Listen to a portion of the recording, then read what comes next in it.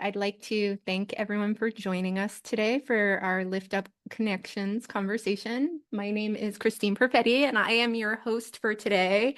I am so excited to have Jen McGinn here with us. Hello, Jen. Hi, thank you so much for inviting me. I really appreciate it. Of course, thank you for being here. I'm really excited for this conversation. Jen McGinn has been a UX leader and design leader for 2 decades. She has a wealth of experience in the tech and design and UX industry. Jen is currently the VP of User Experience at Flexera and has held leadership roles at many organizations, including VMware, Veracode, and Oracle.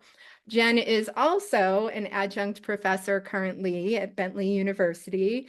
And I know this because I've known of Jen's work for years and years. She's a sought-after speaker and thought leader on all things strategic leadership, UX leadership, someone that I have been following for years and thrilled to have here. A little tidbit as well. Another reason I'm very excited somehow, even though I've been following you for years and been a fan, we've only met this past year. So I'm very excited we've connected and I'm thrilled you're on today. Thank you, Jen.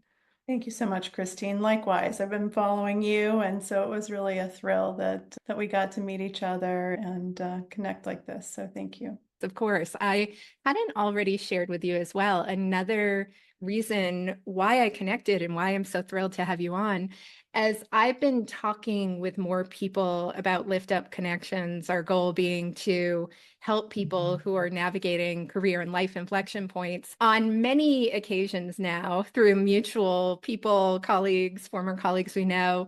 I've been asked, have you reached out to Jen McGinn? She's someone you should talk to and learn from. So it was multiple people. So that's what really brought me to you in the first place. You come up quite a bit. To start, Jen, can you tell us a little bit? I like to start these conversations asking about your story. Can you tell us a little bit about your background and trajectory? Sure, thanks. During the first half of my career, I made a lot of career transitions, and those were mostly about trying new things. In college, I worked as a front-end developer, then as a Unix system admin. After graduation, I worked as a systems integrator for a while, and then as a technical trainer and course developer. From technical training, I moved into technical writing. And then when I was a technical writer, I did work as a Six Sigma green belt, black belt. So lots of transitions during that period, trying new things. And then about 20 years ago, I finally moved into product design and user research, where I've been ever since. And I've worked as a designer, a user researcher, and a manager, but all of those have been in the same field of user experience. Mhm, mhm. Thank you for that background, Jen. A theme that's been coming up as I've talked with people about career inflection points and life inflection points, and I'm curious if you've seen this pattern. You spoke to that early in your career, you were trying a lot of new things and Mhm. shifting a bit. I've been seeing this pattern that as people progress in their career, there's more hesitancy about trying new things. Have you seen this? And if so, what is your take there? I would say, I don't know if there's more hesitancy. Maybe there are fewer opportunities to try new things. As you get more senior in your career, you have more experience. I just tried things as they came along. When I was a technical writer, I really didn't know what was next. I didn't know where to go. So I think I've been in that situation where you get to a certain point and you want to try something new, you just don't know what it is. So I had always intended to get a master's degree, and I figured that was a good way to transition to my next role, whatever that would be. And I saw three paths. At that point, I said, from a master's perspective, I could stay in technical documentation and get a master's in instructional design. I could follow the Six Sigma path and get an MBA, or I could try this thing that I've been hearing about, human-centered design. And so those are my three paths. And lucky for me, I chose human-centered design because that's really been the love of my career. So I don't know if it is a hesitancy more than not actually knowing what that next thing might be. I have wondered when you're faced with this period where there are different paths and directions you can go. Mhm. You chose a path and you said, luckily, that's the path you chose. But when Mhm. you're at this point where there's many different ways or directions you can go, what considerations came into place? How did you explore those paths, and how did you eventually come to a decision about the right direction for you? You know what? So one of the things that we'll talk about and that you and I have talked about are what are your criteria? What are your non-negotiables? And so at the time, I was a breadwinner. I was a mom and a stepmom. I had to work full time. And so a master's program had to be part-time or in the evening for me to do that. And Okay. so that was a primary consideration. An MBA, it's a great program, but it's a long program. And I just wasn't sure about Six Sigma. Is that going to be a Mhm. flash in the pan? And then with the instructional design, that was the career. I was tired of the technical writing and course developing. I had I got lucky, really. I had attended an STC meeting with a friend of mine, Society of Technical Communications, and Bill Gribbons from Bentley University was there talking about the UX program. And he talked about the boot camp, and I said, I'll try the boot camp. It's a 5-day boot camp. And by day 2, I was like, this is what I want to do for the rest of my life. But one of the things that drew me to that is it was a part-time program. I could do Mhm. it at night. And so it really worked within the constraints of what I was looking for. Now, that was the education, right? And there's a big Mhm. difference between getting an education and getting the job. Yep. Yep. And as a professor now, this is one of the things I talk about with my students. And so, getting the job while I was getting the education, there were 4 women who were really great role models for me. And one of them was a distinguished engineer, Robin Jeffries. One of them was a principal investigator in the labs where I worked, Nicole Yankelovich. One of them was a practitioner, Nancy Frischberg. I think she was a senior designer. And then also this wonderful woman who I became great friends with, Nancy Mann, who had moved from technical writing into user experience. And so that really gave me a clear view of I can take this path and I can be successful. And then I was relentless with the hiring manager at my company once I started the grad program, making sure I was in front of him, making sure that he knew I wanted a job, that he would talk to me whenever there were openings. I think there are a lot of things to consider, but the non-negotiables, and then how do I get from here to there? Thank you, Jen. You may have seen me looking down. I was feverishly taking notes because there's some questions I wanted to follow up Sure. on. You mentioned that there was an element of luck finding your calling and finding your career path, but you Yeah. also mentioned all of these actions you were taking along the way, both figuring out where you wanted to spend, like what degree you wanted to get, but Mhm. also relentlessly pursuing jobs. And Yeah. so it just spoke to me. You speak of luck. I'm also hearing that luck comes from action. And I'm curious, when you think about your career, to what degree was it those relentless actions you were taking? And how do you encourage people to put themselves out there? Yeah, if you've ever seen the children's movie The Incredibles, uh, one of the characters says luck favors the prepared.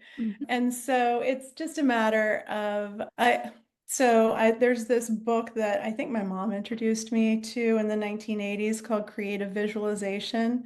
Mhm. The more clearly that you can imagine the future that you want, like all the detail, where you are, what it's like, when it's like, who's with you, the easier it is to get from here to there. Mhm. Because once you're there, looking back and figuring out what you need to do to get there is much easier. Mhm. Those actions, I would say, came naturally to me because I had that ability to see the future because of my powerful role models. Yeah. And thank you for leading into this. We're about 15 minutes into the conversation about the power of role models and mentors. You mentioned throughout your career, especially early, that there were some really powerful, wonderful mentors and role Mhm. models you had.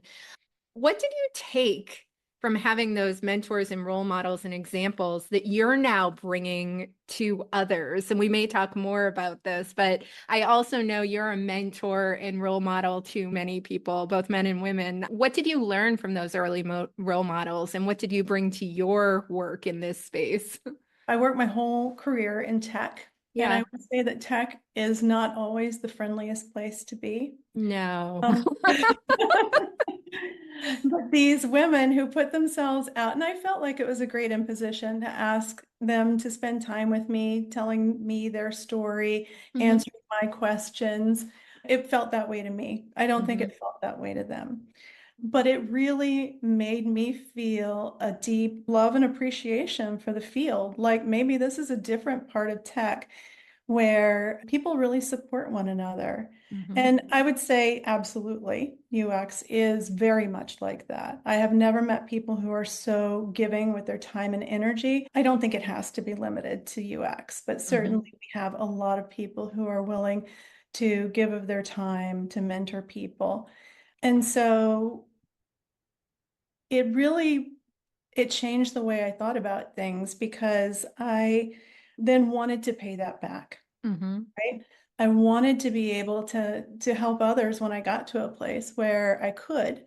And so some of the things that I've done as a result is a friend of mine, Bob Thomas, and I set up a group mentoring program for the Boston UXPA conference. We did that together for 7 years, and he's continued that work after me. I've set up mentoring programs at companies that I've worked for. I have set up my students with people who are so I teach UX leadership and management at Bentley. I've set up my students with people to interview who are in UX leadership, mhm, and that gives them a role model too. So I feel like it's just been a wonderful circle. The people who welcomed me with their time and their energy really inspired me to do the same. mhm, mhm. I had wondered in terms of, I know from experience reaching out to you, I reached out a few months back and immediately you responded back and we had an opportunity to connect. So I knew this is just part of the way you interact with others. I could see that so clearly. I had wondered, given all of the mentoring and coaching you've done, especially for folks in the UX space, this has been a challenging time. That may be an understatement for those in the UX space. And I'm curious, you have spoken to me before about some of the same questions come up when you're mentoring and coaching UX practitioners. Are there one or two questions that have been coming up during this period for folks in the UX space that you'd like to give us some advice and recommendations on? What are people asking for help with right now? Actually, I made that comment, and it's true. In the previous years where we had done the Boston UXPA mentoring, where I had mentored a lot of grad students, Hmm. the questions were typically, how do I get ahead in my role? How do I get that first job in UX? Do I need a portfolio?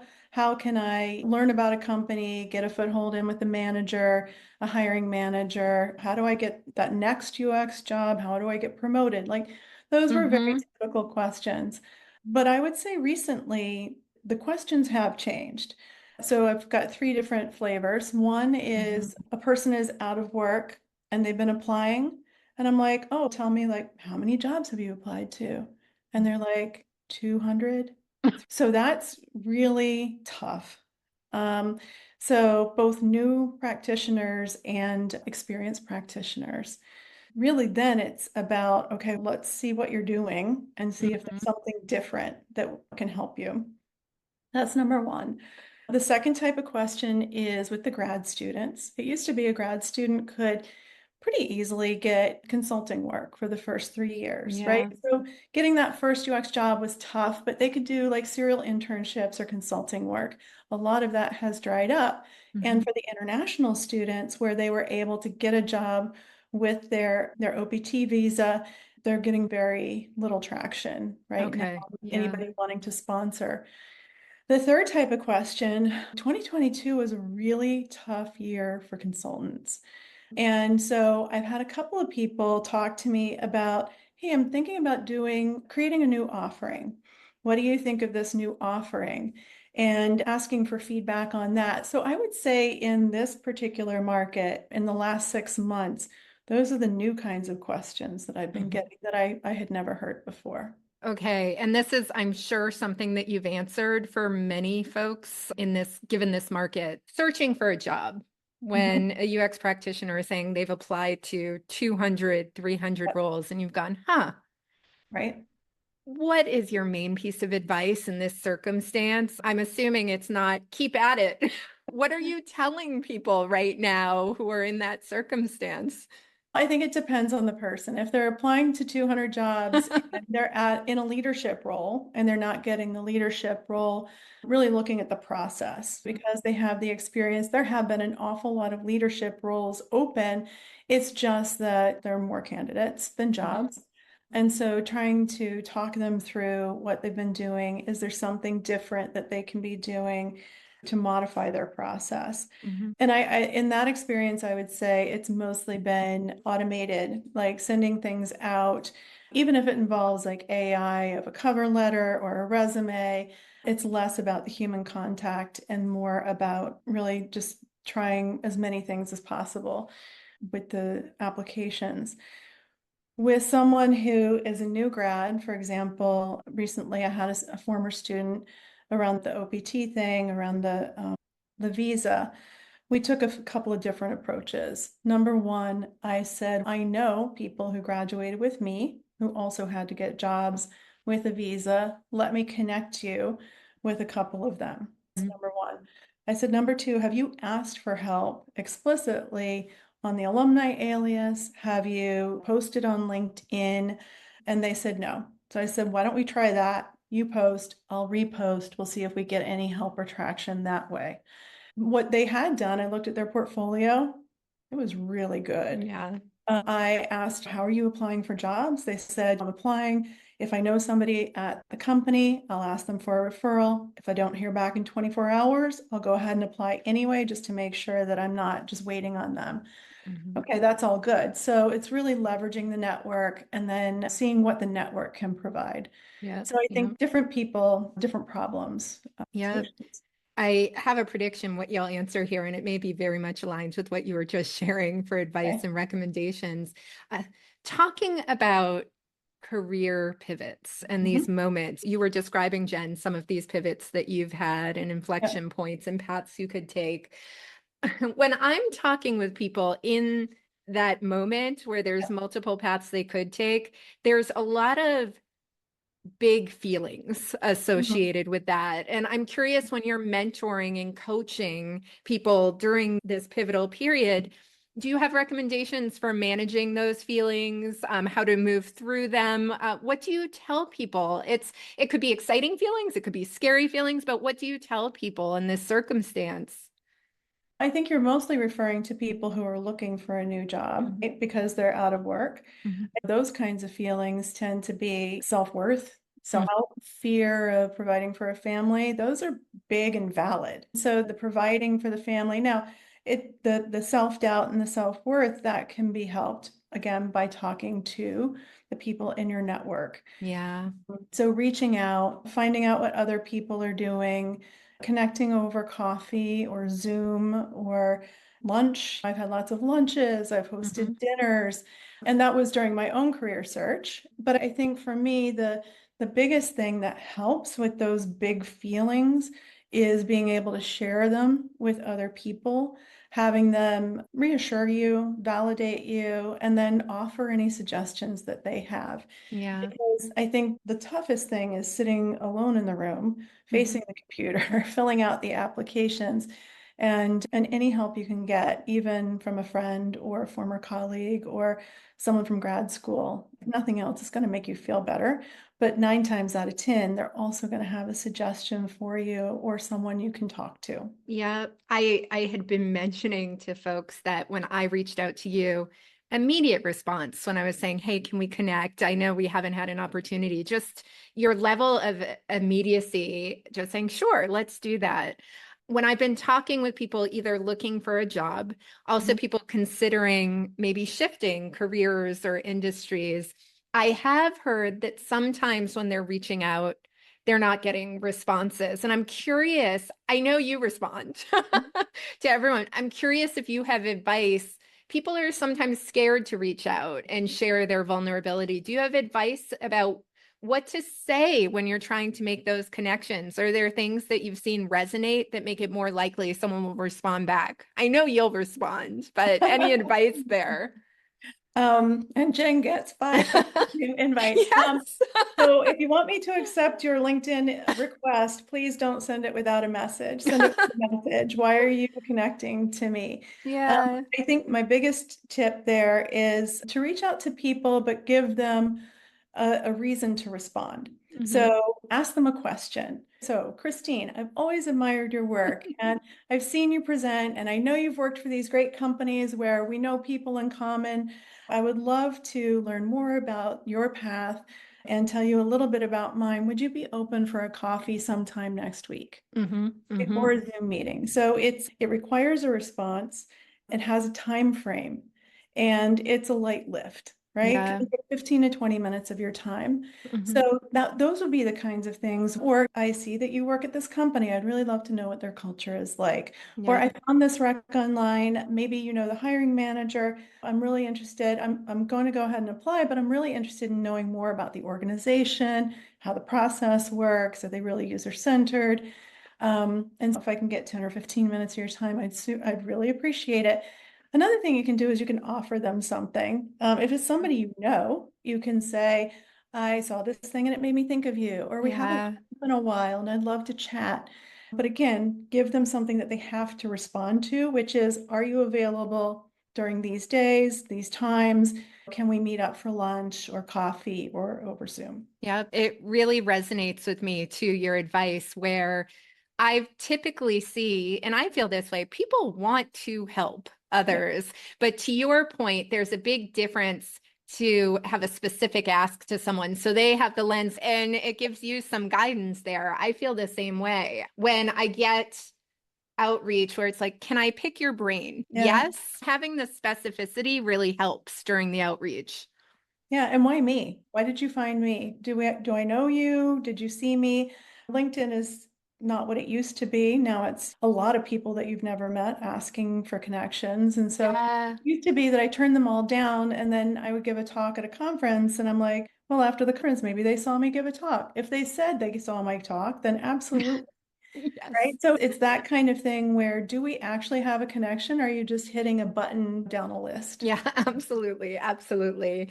Shifting things a little bit. So you mentioned scenarios, and you're right. The most common scenario I have right now when people are reaching out, it's the position where they're at an inflection point where they're looking for their next role. They're out of work. I have been hearing from other inflection points where it's people who are mid-career or late career, and they have the luxury now to start asking themselves, do I want to continue in this full-time job or shift and Mhm. change the trajectory?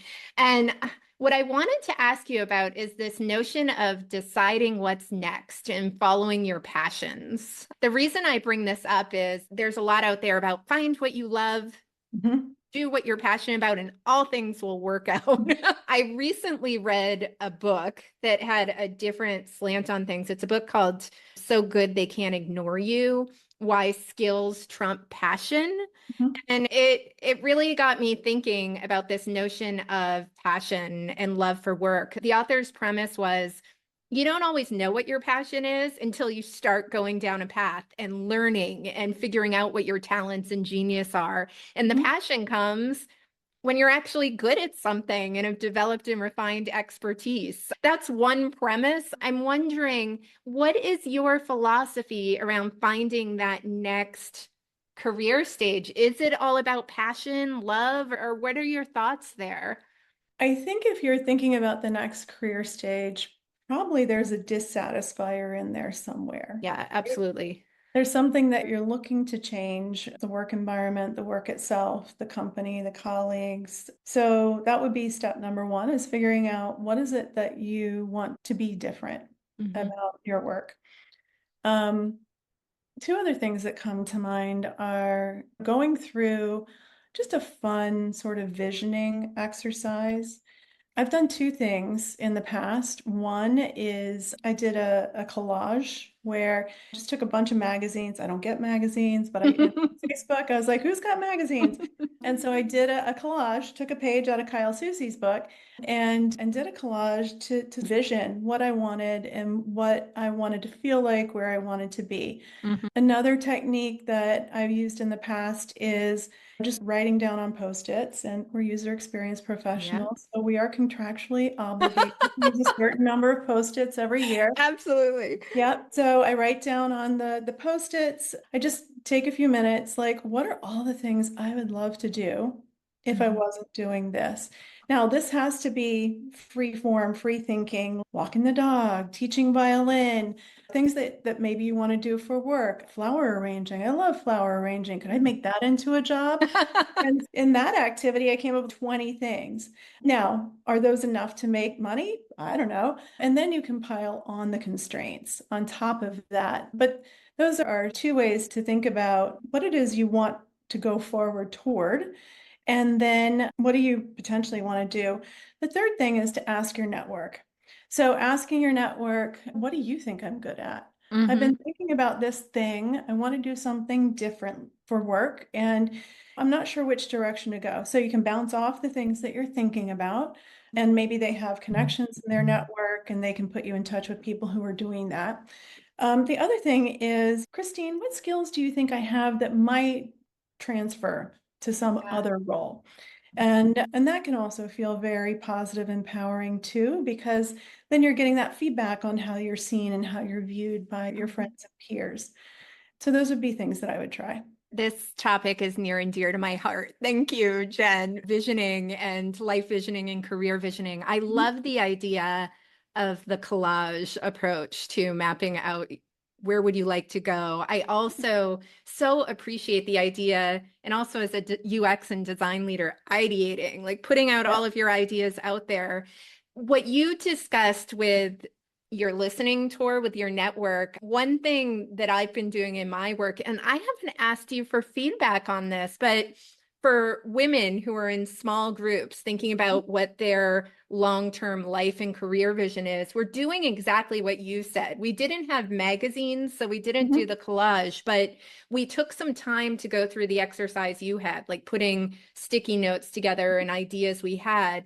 We took the next step, similar to your listening tour, where the women in the group then shared their Mhm. ideas with others in the group. Okay. Just like you said, people, they knew each other, they shared the ideas. And in a design ideation and feedback approach, the Mhm. other women were giving feedback on the life visioning. And what I've heard from the people in the group is by getting feedback from people in your listening tour or the Mhm. people in our group, it helps you sometimes see things in a different light and reframe the work. I've never asked you about this, but it sounds like our approaches are very similar in terms of brainstorm, ideate, but then share your vision with others. Is that accurate? I like what you added to it. I would say the two visioning exercises for me were independent. Yeah. And then the asking, what am I good at? What do you see me doing? Would be a separate activity, but I really like your Yeah. idea of combining the two. I like your ideas too. Can I steal them? What's so fascinating about this work is doing this visioning work for ourselves is not too different than visioning and ideation work we do for our organizations. That's a surprising thing to me as I talk to UX professionals, is what they're so good at doing at work. Sometimes they completely forget when it comes to solving their own problems. Mhm. And so maybe I'm less creative in that regard. I'm just taking the thing that I know how to do and refocusing it in a different direction. Sometimes just reminding them that they have these skills and they know exactly what to do. I was talking to someone that we both know about, what might they do differently as a consultant? And Mhm. they said, "What do you think about this offering?" And I was like, "What kind of user research have you done? What kind of competitive analysis have you done?" And they're like, "Oh, that was the next step, is going back to their former clients and asking, is this something that would have value to you? Finding out who else was doing it, taking a look Mhm. at what they had done before, and really looking across, like, what made them the most money and what did they enjoy the most, and where was there an intersection between those?"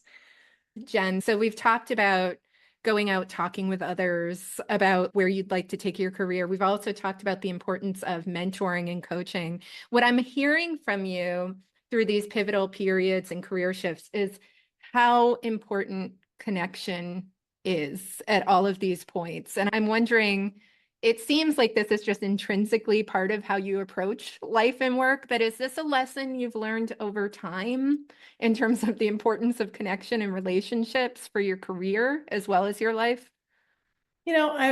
So I say I'm recommending doing a lot of it. I would Hmm. say it's not my go-to. I am an extrovert. I get energy from other people, but I'm an introverted extrovert. And so I will start by doing things on my own. So I have to remind myself to make these connections. I get so much joy from connecting with people, from talking to people. My grad class is 8 hours a day for 3 days, and then 8 hours a day for 2 other consecutive days. And people are like, how do you do that? I'm like, I Yeah. love it. You know, people for 8 hours. It's great. So I think if it's not our first go to reach out to the people in our lives or the people that we think could help us, this is your reminder to do that. Hmm. But I would say we all need reminders. Um, and it always makes me feel good to be around those friends. So let's say that even I'm not thinking about it as a work thing. I might call up Diana and say, or we text all the time. I might say, are you free for lunch? When are you free for lunch? I have another friend, Hannah. It's one of these things where when you need support, those people are there. I recently watched an interview between Oprah and Michelle Obama. It was the last stop on Michelle Obama's second book tour. And she talked about her kitchen table. She talked about that was a group of 12 friends that she had collected across her life. And these were people, they had been moms, they had been in school with her, they had been work colleagues, but these were her trusted advisors. Hmm. And Oprah was like, who has 12 close friends? I have Gail. But I think if you think back across your career, across the different walks of life, reaching out to those people, even if it's not initially career related, those are the people that lift me up, that give me the great advice, and then help me take those next steps. And you're touching upon this as well. These could be people you've met throughout your career, Yep. but your relationships have expanded far beyond that. That sure, Mhm. you can talk about career problems, but you're friends and you have relationships. You can talk about other things outside of your career. Yeah, you reminded me of something we haven't talked about yet, which is peer mentoring. I have those friends who are in leadership roles and user experience. Sometimes it's really beneficial just to hear how somebody else in a similar role is doing something, how they've already solved the problem, if they've seen the problem before, do they have a solution, Yeah. that sort of thing. And going back to the kitchen table, we need those people in our lives. And if we don't have them organically, again, reaching out to the people in your network, they can probably connect you to someone to start having that peer mentoring relationship with. Mhm. That's so helpful to hear, and it really resonates. I think what I'm seeing, and it's really challenging given what's going on in the market these days, given what's been happening in the tech industry, and it's drastically affected UX professionals. There can sometimes be a tendency when you're going through a challenge or hard time to close down and isolate, where what you're saying is the more that you can be thinking about reaching out to your people and the people you care about, the better it is. So it's this disconnect where when you're going through rough times, you may be feeling a little smaller, but the key to get out of it is to expand. Yeah. My husband really thinks I need to monetize this skill, but one of my Yes. superpowers is that I can think of three people. If you bring me a problem, I can think of three people in my network to connect you with that will help Yeah. solve that problem. Yeah. And I don't know how to monetize that, or if I would want to, but I do really get a lot of joy out of making sure that the people who have the problems, if I don't know how to solve them, or if I know somebody else who can help them, I love connecting them. Mhm. So that's another aspect to this is if you don't know someone, ask someone. That's what I was wondering too. If people don't know you and you're such a strong connector, one thing that I've seen, and I'd be curious your take, when people are looking for their role models, Mhm. I hear you. Think about the people who you know who are connectors that you could reach Yeah. out to, and they may give you recommendations. I have heard the advice, and I agree with this. When you're reaching out to people, it's not asking them the question of, will you be my mentor or role model? When people are trying to find their mentors and role models, what do you suggest they do? Obviously, there's people they can get recommendations from, but how did you go about finding your role models? Was it organic or were there some actions you took? I don't know about actions. So they are visible in the Mhm. places where you are. I'll talk about how I found the ones when I was making my career pivot and then how some people have found me. So the visibility of the distinguished engineer, that was pretty Mhm. easy, right? At the company, there was one of them, and Robin Jeffrey, she had followed Jacob Nielsen as the Yeah. distinguished engineer at Sun Microsystems. Nicole Yankelovich, I could actually see her at the coffee station where I was. Nancy Mann, I could see her at another coffee station. Nancy Frischberg, I saw her on Alias. So Mhm. looking for those people, that's one part of the solution. But then I belong to an organization of executive women. One of the women I'm mentoring now, her boss said, I've got this VP of UX. I really think she could benefit from a mentor. And so it was a little bit of an awkward match, but we so hit it off. Mhm. She's really wonderful. And she's so excited to have somebody else to talk to and to get feedback from and to get advice from. And I actually did have somebody come up at a conference and say, after I gave a talk, will you please mentor me? Yeah. So that's been fun too. So I think there are lots of different ways, but look around where you are. What communities are you in? What organizations do you belong to? What are you watching? What are you seeing? Who are people talking about? Okay, so last one on this. I literally had somebody come to me cold out of grad school at Cornell because they had gone through Tomer Sharon's book of It's Our Research. He looked at everybody in the Boston area who had written a case study and wrote to them on LinkedIn. I was one of those people. I'm very responsive on LinkedIn. He told me why he had reached out. He became my intern, but we Wow. hired him full time and he's been in UX ever since. So again, look around. It's one of those things you probably already know who they are. You just maybe don't think that they would connect with you. Can I ask you another topic that's very important to me? So we've talked about mentors and Mhm. informal coaching and peer mentoring.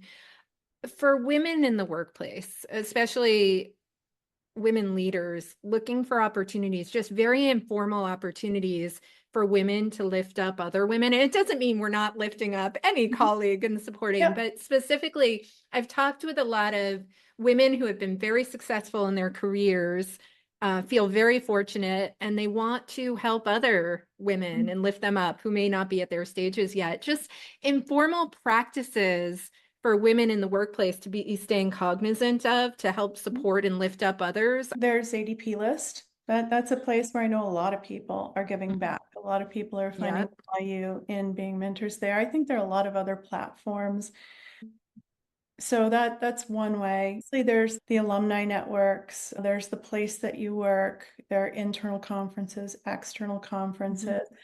I would say it's rare that I find someone who's looking for a mentoring opportunity who can't find it. Yeah. It's more that when we're looking for mentors, we need to go beat the bushes and figure out who's got time and availability.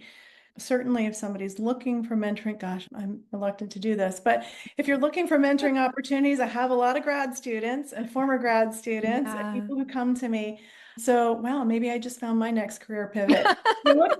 Seriously. Well, it does sound like connecting others and bringing the right people together is just a huge zone of genius for you. It brings me joy. Let's put it that Yeah. way. Yeah. Yeah. Yeah. So if you're looking to mentor someone, I'm sure I can find someone for you to Mhm. mentor. Mhm. For those folks who are trying to pivot their careers, whether Mhm. they're looking for a job or transitioning to a new career path, a lot of what it takes to get to that next path involves reframing the story of your career Mhm. and the narrative around your career. What are your thoughts around that in terms of people trying to reframe and think about what story they want to tell? Is there advice you give folks? That's a great question. With the grad students, I find a lot of times they think, okay, I've got this UX career. I need Mhm. to be a UX person. And they completely want to hide in a shoebox under the bed the thing that they did before UX. They don't think Mhm. it has value. I think it's their superpower. So, for example, I've had grad students who were in the healthcare field. I've had grad students who were mechanical engineers. So they're like, this doesn't relate to UX. I'm like, oh, yes, this is your secret weapon. This is your superpower because when you're applying to Athena Health or Nuance or one of these Hmm. other companies that has a healthcare division, GE Healthcare, having that background in health sciences or Yeah. healthcare, that's going to make you a much stronger candidate. Same thing if they were a mechanical engineer. In the Boston area, we've got PTC, SolidWorks, Autodesk. Taking that and combining it with their UX degree, that's gold, right? It Yep. makes them Yep. a better candidate. Rather than hiding what they've done, rather than taking the narrative and maybe shutting it down and shifting it, see how you can create that arc, right? Hmm. See how you can create that story that connects the dots. Because if you look back at my story, I went from front end development, sysadmin, system integration, technical training, technical writing, and yet I feel like I use all of those skills now, right? It Hmm. was a sort of tacking back and forth, like in a boat for a while, but they come in handy and I can Yeah. create a narrative from it looking back. Hmm. When you were putting together your collage for Mhm. your career vision, I'm curious to what degree you were thinking about that narrative. Back to you've cultivated and refined so many talents and skills. Did that come into play as you were thinking about your long-term vision? It was more about the feeling that I wanted to have in the role and the feeling that I wanted to have about myself in the role. Yeah. There were pictures. So there were pictures of things that make me happy, like flowers and nature scenes and people gathered around a table.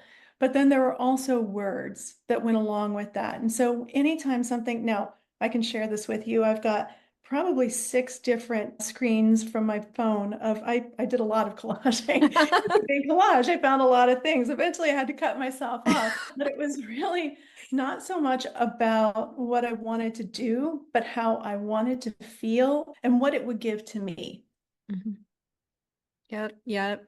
Jen, this has been so helpful, and this may be bringing back some of the key themes that you brought up. I'm wondering, a lot of people who will be watching this discussion, I know are thinking about when they're in this life inflection point and career inflection point, what questions they should be asking themselves, what considerations they should think about before making the leap. And I'm thinking back to when you had 3 paths available and you chose one.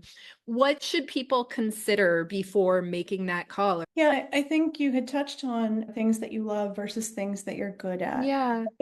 And one of the, again, applying sort of the design process, or maybe even something prior to when I learned design, is I will take all the things that I'm hoping to get from the next role or from the next career change and do like a pros and cons list. And from that pros and cons list, I can figure out, all right, these are non-negotiable, these are negotiable. Hmm. And then from those, make a prioritized list so that I can work down those lists. So for example, if I'm looking at doing the same thing, does it meet my work-life balance needs? So Hmm. imagine if I had to work part-time to take care of a loved one. Would being a full-time Yeah. UX leader be the thing I'd be doing? Probably not, right? I would need to do something else. And at that point, I would turn to the things that I love to look for the next thing. Hmm. Likewise, if I need to earn a 6-figure salary, is doing the thing that I love going to get me there, or do I have to do the thing that I'm good at? Yep. And so taking those lists, understanding what's negotiable, what's non-negotiable, what are your top priorities, I think that can help filter down what those options might be as you talk to people, as you ideate on your own. Yep. Very helpful, Jen. Thank you so much for all of the wisdom you shared today. Thank you so much for the conversation, Jen. Thank you, Christine. I really appreciate the invitation, and it's so exciting to now have you as someone I can reach out to going forward. It shouldn't have taken 20 years for me to reach out, right? Well, yeah, Thank me you. too. Yeah.